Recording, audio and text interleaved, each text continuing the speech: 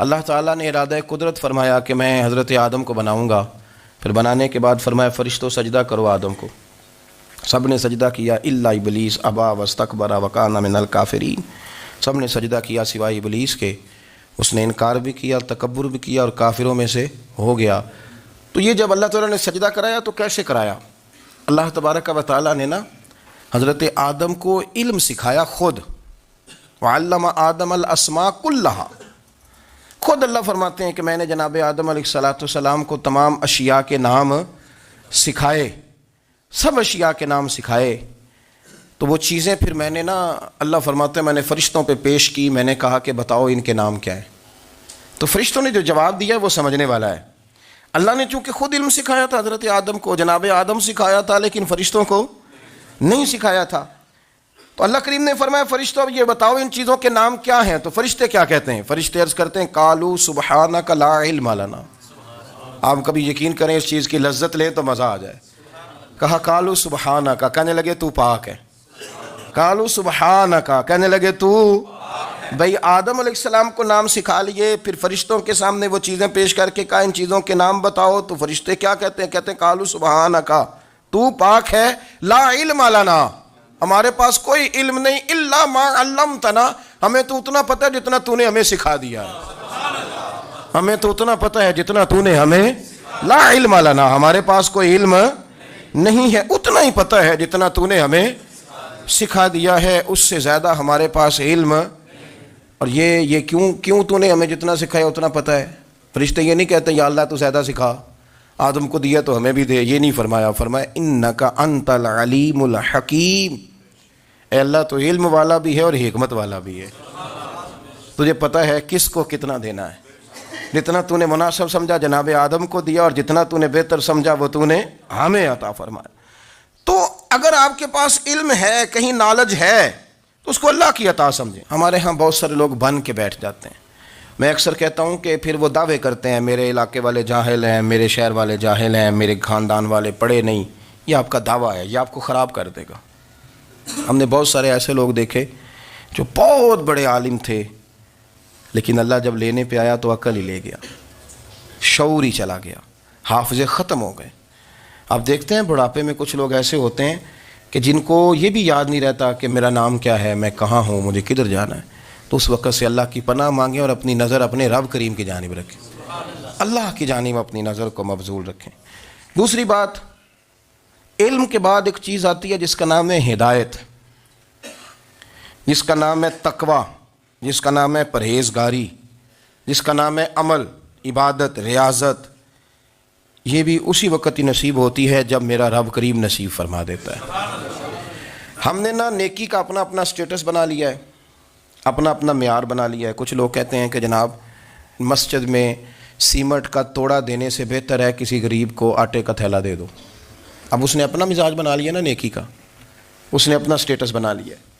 میرا یہ سوال ہے کہ نبی پاک صلی اللہ تعالیٰ علیہ وسلم جب مدینہ شریف آئے تھے تو حضور نے سب سے پہلے غریبوں میں آٹا تقسیم کیا تھا کہ سب سے پہلے مسجد بنائی تھی؟ کیا عجیب لوگوں کا رنگ ہے، اپنی مرضی کی ہدایت، اپنی مرضی کا تقوی، اپنی مرضی کا معیار۔ مسجد کوئی بڑا چھوٹا خطیب بھی میری طرح کا ہو نا، تو وہ مسجد میں بیٹھ کے جب نبی پاک کی بات کرتا ہے تو کہتا ہے میرے رسول پاک غریبوں کا سہارا بن کے آئے۔ وہ غریبوں کی بات کرتا ہے، مسکینوں کی، لاچاروں کی، کمزوروں کی بات۔ تو مسجد ہی تو وہ ادارہ ہے جہاں سے غریبوں کی بات ہو رہی۔ تو اب لوگوں نے غریب کو اور مسجد کو لڑانا شروع کر دیا، اس کو لڑاؤ کہ مسجد میں پیسے دینے سے بہتر ہے آپ غریب کو آٹے کا تھیلا دے دیں۔ آپ یہ کیوں نہیں کہتے کہ مسجد میں بھی آپ توڑا دیں ایک سیمنٹ کا اور ساتھ غریب کو بھی خدمت کریں؟ یہ کیوں نہیں تقویٰ؟ اپنی اپنی مرضی کا مزاج، اپنی اپنی۔ کچھ لوگ کہتے ہیں چھوڑو جی، ساری زندگی انسان نماز پڑھتا رہے اور پھر گالیاں بھی دیتا رہے، بندہ داڑھی بھی رکھ لے اور جھوٹ بولنا بھی نہ چھوڑے، تو یہ آپ نے اپنے پاس سے تقوی کا معیار بنایا ہے۔ گالی دینے کا گناہ ہے اور داڑھی رکھنے کا ثواب ہے۔ تو اگر آپ داڑھی رکھے ہوئے ہیں اور آپ کوئی غلطی کر رہے ہیں تو اس سے آپ کی داڑھی کا ثواب ختم، اللہ کرے آپ کو سمجھ آئے میری بات۔ آپ کوئی غلطی کر رہے ہیں، داڑھی کا ثواب اس سے ختم، وہ اپنی جگہ پہ قائم ہے چیز۔ اپنی مرضی کا کیوں تقوی کا معیار بناتے ہیں؟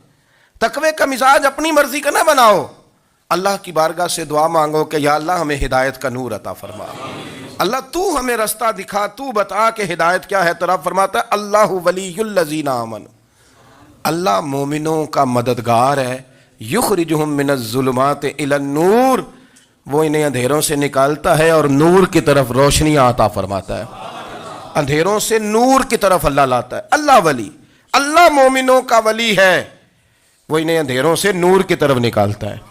ہدایت ہمیشہ اللہ کی طرف سے سمجھے، جب وہ نماز کی توفیق دیتا ہے تو اپنے فضل سے دیتا ہے، جب وہ ذکر کی توفیق دیتا ہے تو اپنے فضل سے۔ ہم سمجھتے ہو جی فلانا نہیں پڑھ رہا بڑا بیوقوف ہے، فلانا نہیں پڑھ رہا، تو کیا اپنی عقل کے زور پہ پڑھ رہا ہے؟ میں جی اللہ کے فضل سے 2 سپارے پڑھتا ہوں، تو کس پہ احسان کرتے تو 2 سپارے پڑھ کے رویا کر، کہ اگر مالک تو بڑا کریم نہیں؟ بڑے لوگ ہیں جن کو پورا قرآن حفظ ہے پر انہیں پڑھنے کی توفیق نہیں، تو نے فضل کیا اور مجھے توفیق دے دی ہے پڑھنے کی۔ رویا کر، پڑھ کے رویا کر، راتی ساری کر زاری، وہ نیند اکھاں تھی توندے تے فجرے اوہی گناہگار کہاون سب تو نیوے ہوندے۔ مہربانی کریں، ڈریں، نیکی کریں تو پھر ڈریں، پھر احساس پیدا کریں، پھر اپنے اندر وہ کمزوری لائیں کہ توبہ توبہ مجھے تو پتہ ہی نہیں، تو جانتا ہی نہیں۔ حضرت سیدنا امام اعظم ابو حنیفہ رحمۃ اللہ تعالیٰ علیہ کے ساتھ ایک شخص کہتا میں نے نماز پڑھی، تو عشاء کی نماز تھی۔ یہ جو لوگ بڑے ہوتے ہیں نا، جن کے پیار کرنے والے بڑے ہوتے ہیں، ان کے گرد خوف بھی بڑا ہی ہوتا ہے، انہیں بڑا ڈر لگتا ہے، بڑی بعض اوقات آزمائش ہوتی ہے ان کی۔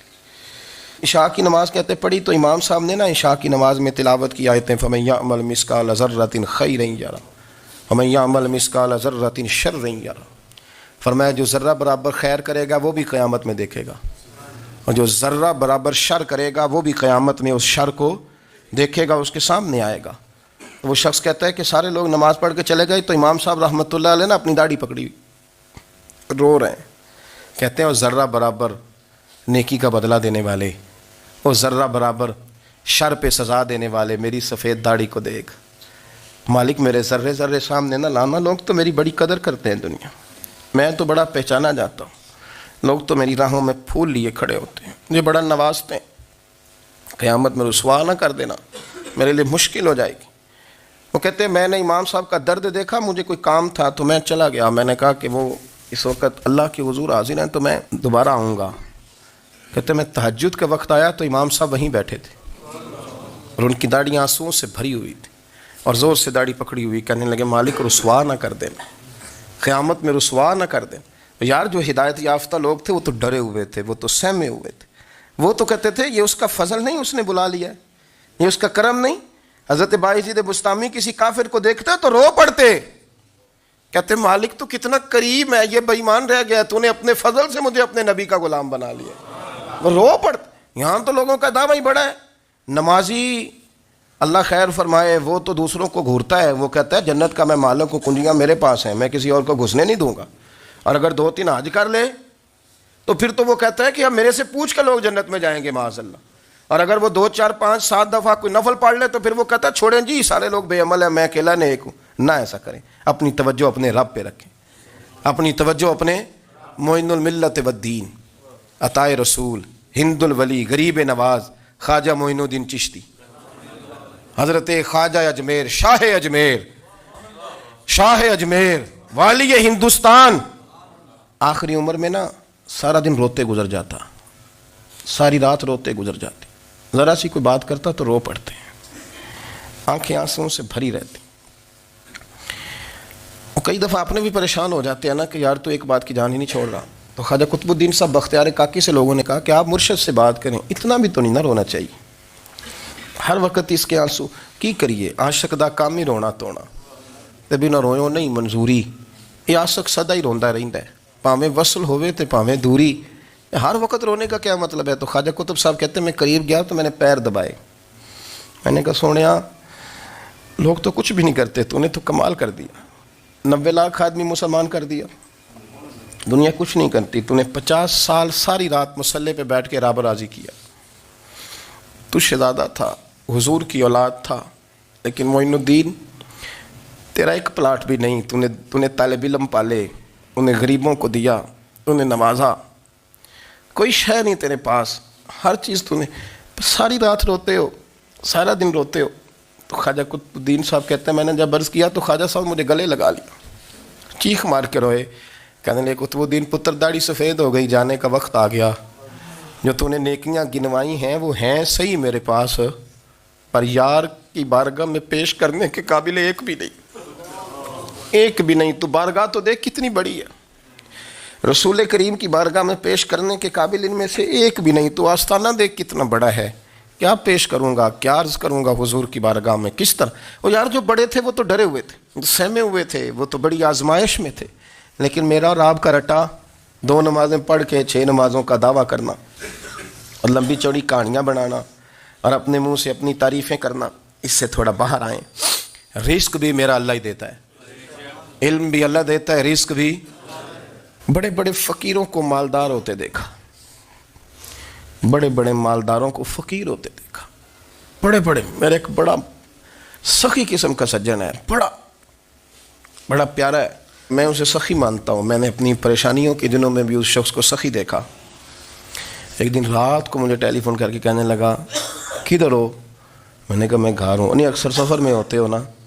वो मैंने कहा तबीयत कैसी है? ठीक है, बस हाल चाल पूछना था। मैंने समझाया, मैंने कहा यार ये कोई मसला है, वरना रात के 2 बजे कोई हाल पूछने को फ़ोन तो नहीं ना करता, कोई मतलब ऐसा तो मसला नहीं ना। तो मैंने बैक कॉल की, मैंने कहा यार मेरी बात सुन, मसला क्या? कहने कुछ नहीं दिल कर रहा था। मैंने कहा मेरी गल सुन, रहे हैं असी 4-5 साल कट्ठे, मैं तेन जानना, असल बात कर।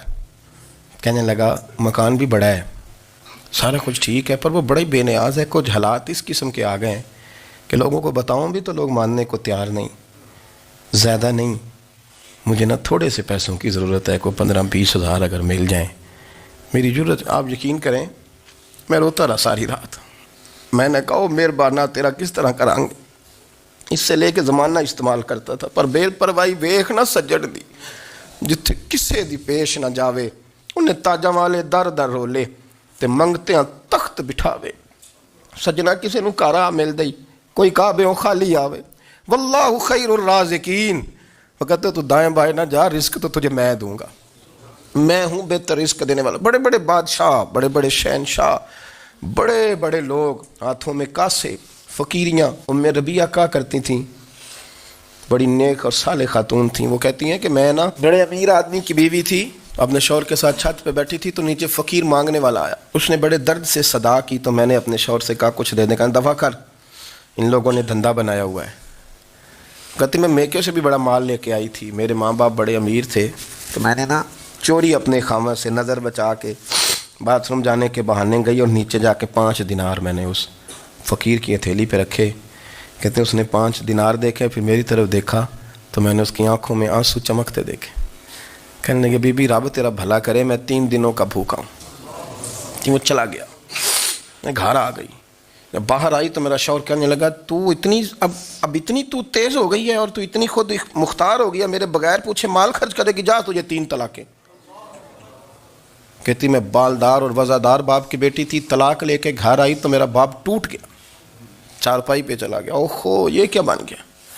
कितनी बड़ी तकलीफ़ रही। 1-2 साल के बाद मेरे अब्बा ने मेरी शादी कर दी। अब जिस शौहर के पास गई वो बड़ा नेक था, परहेज़गार था, अल्लाह ने बेहतरीन सिला दिया। कितनी छत पे बैठी थी, दरवाजे पे फ़कीर आया, तो मैंने शौहर से कहा कुछ दे दूँ? कहने लगा 5 ना देना, 15 देना, 20 देना, मैं फ़कीर हूँ, मैंने फ़क्र से दौलत देखी है, इसे खाली ना लौटाना।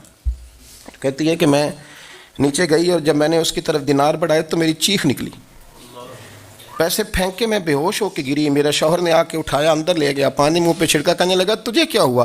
कहने लगी ये जो मांगने आया ये मेरा पहला शौहर था, वही था जो कहता था कि तू 5 दिनार दे आई है, जा तुझे 3 तलाक़ें। पढ़ो ना हदीस पाक, मेरे नबी पाक अलैहिस्सलाम ने फरमाया एक बंदा गंजा था, गंजा, कोई तरतीब आगे पीछे हो जाए तो मफ़हूम के लिहाज से, लेकिन मैं मफ़हूम उसका वाज़े करता हूँ।